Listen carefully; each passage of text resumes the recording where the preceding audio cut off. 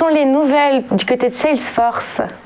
Alors, Salesforce, je vais être plus positif que sur les deux valeurs que l'on vient de voir, puisque là, on voit très bien que on est sur une valeur qui a connu une hausse très spectaculaire, mais qui, depuis maintenant le mois d'août-septembre 2020, est inscrite dans une phase corrective très marquée, très clair, où l'on voit que les supports et les résistances obliques sont vendus pour les résistances et sont achetés pour les supports.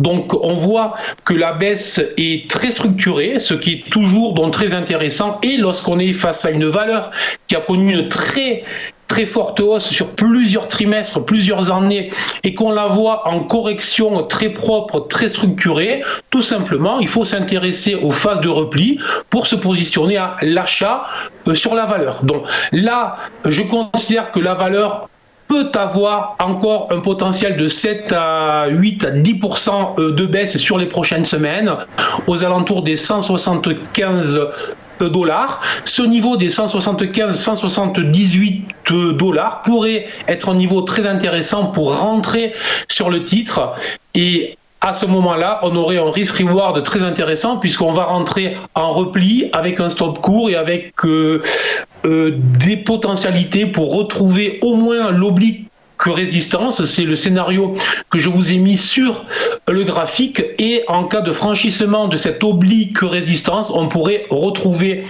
les sommets. Donc on reste calme, on est patient. Pour le moment, on surveille des replis, mais c'est une valeur qui est en repli très propre, très structuré. C'est vraiment le genre de choses qui nous intéresse lorsqu'on est des investisseurs.